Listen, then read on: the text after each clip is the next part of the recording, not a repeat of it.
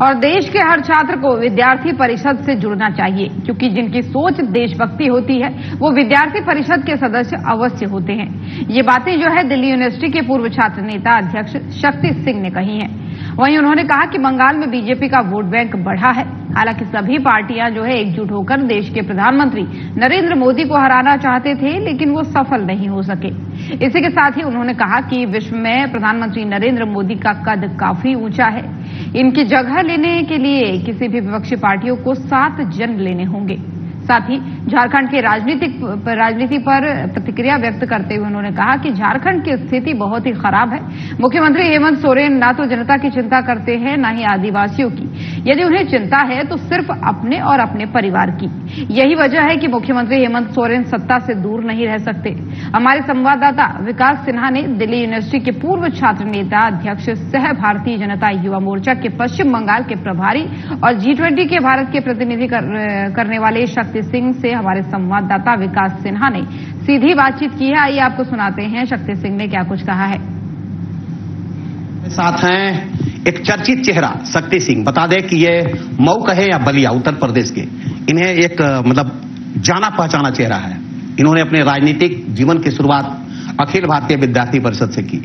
Delhi university में ये president भी रह चुके हैं और G20 सम्मेलन में भारत का डेलीगेट्स बनकर के इन्होंने जो है उसमें पहल की है।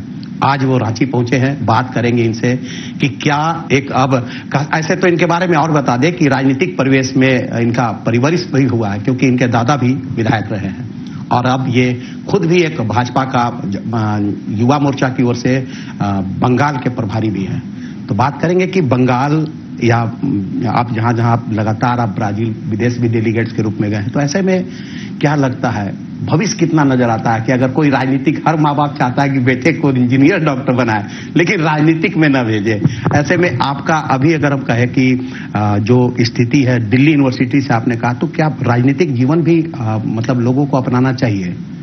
ऐसे क्या लगता है आपको? बिल्कुल, अगर समाज में अगर आप सकारात्मक परिवर्तन चाहते हैं तो उसके लिए अगर लोकतंत्र में सबसे बड़ा स्तंभ होता है राजनीति का, और राजनीति में पढ़े लिखे युवाओं को आना चाहिए ताकि देश के भविष्य का निर्माण में वो अपना योगदान दे सके। लगता है दिल्ली यूनिवर्सिटी के आप प्रेसिडेंट कह रहे हैं, ऐसे में क्या लगता है कि विद्यार्थी परिषद दिल्ली यूनिवर्सिटी में कितना लगता है कि अपनी पैठ बनाए हुए है, या फिर बीच में देखे बहुत उतार चढ़ाव आया? क्या लगता है क्यों आता है इस तरह का स्थिति?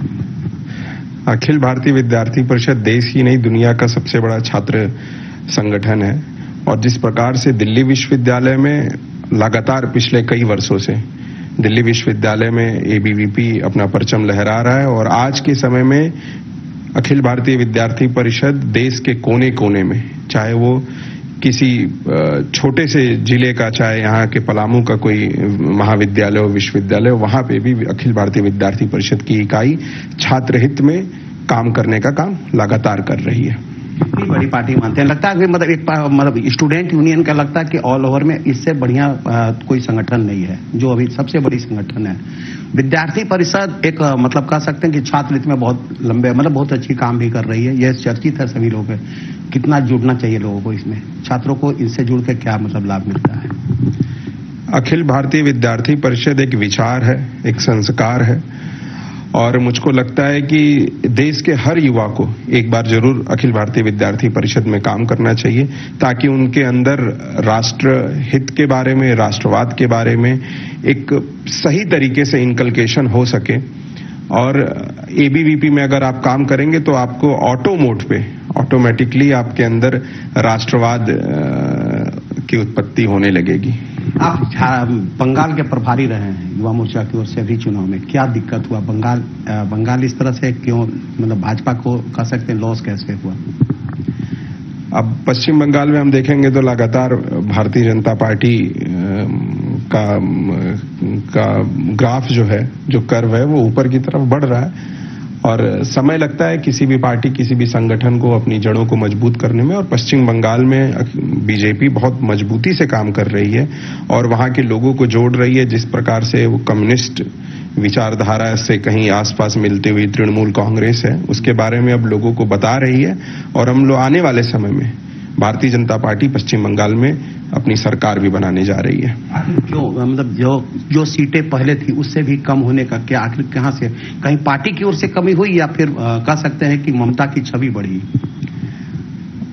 तमाम सारे संगठन, चाहे वो कम्युनिस्ट हो, चाहे कम्युनिस्ट पार्टी हो, चाहे तृणमूल कांग्रेस हो, चाहे कांग्रेस हो, पहले जो जिनका आपसी में संघर्ष रहता था, अब वो सारे संगठन मिलकर भारतीय जनता पार्टी के सामने खड़े हैं। तो कहीं ना कहीं सभी पार्टियों का जो बचा खुचा कैडर है और जो लोग हैं वो लोग भी काम कर रहे हैं, उसको लेके भारतीय जनता पार्टी के सामने जब सभी दल इकट्ठा हो गए तो वहां पे हमारा वोट शेयर में बढ़ोतरी हुई है और आने वाले समय में हम लोग की सीटों में भी बढ़ोतरी होगी। शक्ति जी, आप डेलीगेट्स बने हैं इंडिया गवर्नमेंट की ओर से G20 में, आप अभी विदेश भी यात्रा करके आए ब्राजील का, तो क्या लगता है G20 से कितना खासकर अगर हम बोले इंडिया के लोगों को क्या लगता है, क्या उम्मीद होनी चाहिए और उसका कितना फायदा दिख रहा है?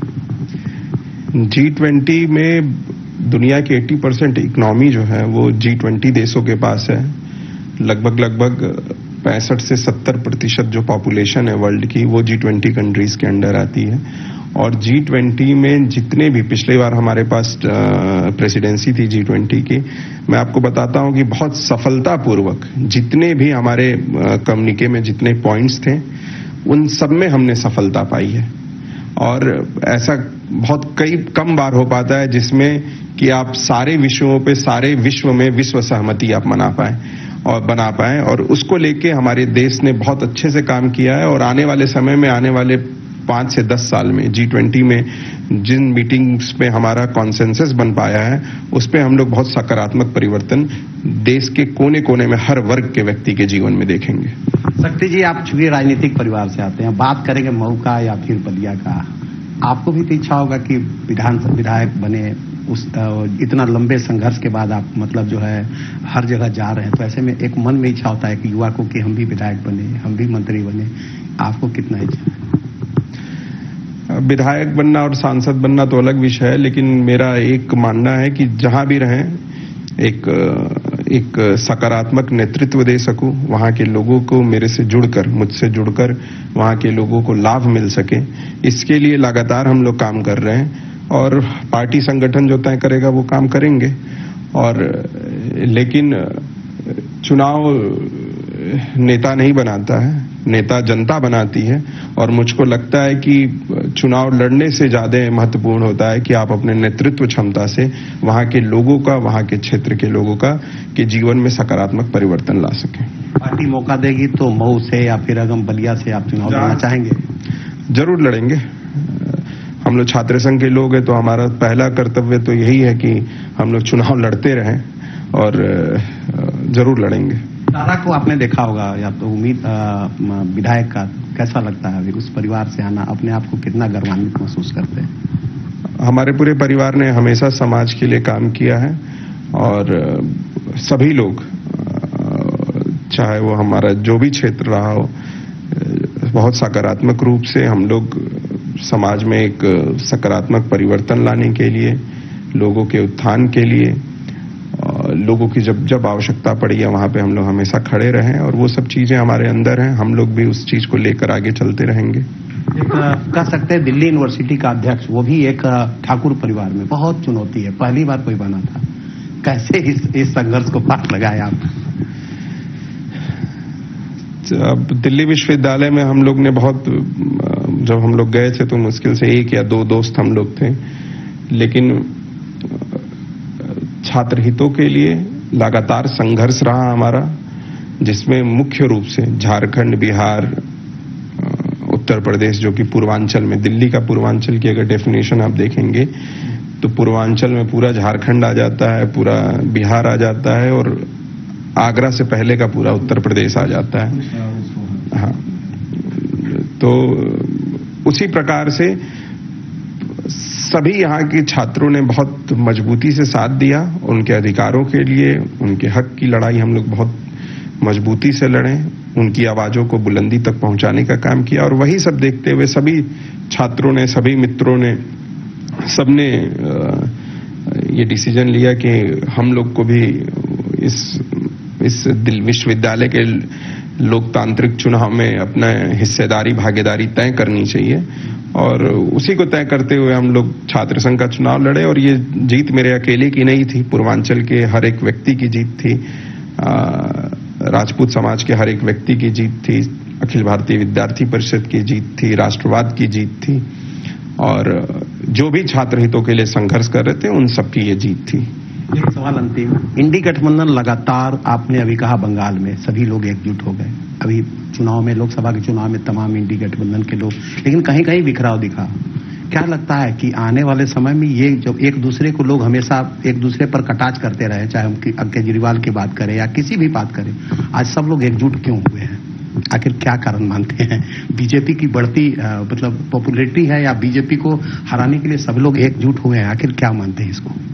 जितने भी संगठन आज इंडी गठबंधन में हैं, उनमें से सारे के सारे संगठन या तो कांग्रेस पार्टी के खिलाफ उनका निर्माण हुआ था या तो जो भी रीजनल पार्टीज हैं, चाहे वो कम्युनिस्ट पार्टी हो गए, चाहे तृणमूल कांग्रेस का उदय हुआ कम्युनिस्ट पार्टी के खिलाफ, समाजवादी पार्टी का उदय हुआ कांग्रेस के खिलाफ, तो ये सभी संगठन आज इकट्ठा हो गए हैं क्योंकि इनको पता है कि नरेंद्र मोदी सिर्फ एक नाम नहीं है, इस देश के हर एक बच्चे, बुजुर्ग, महिलाओं की आवाज है और उनके खिलाफ अगर लड़ना है तो इनको पता है कि हम अकेले नहीं लड़ पाएंगे। तो चोर चोर मौसेरे भाई वाली स्थिति है, सारे चोर इकट्ठा हो गए हैं और इस देश की मासूम जनता को जिस प्रकार से पिछले 75 साल से बरगला रहे हैं, भटका रहे हैं, जाति के नाम पे, धर्म के नाम पे बांटने का काम कर रहे हैं, उसी प्रकार से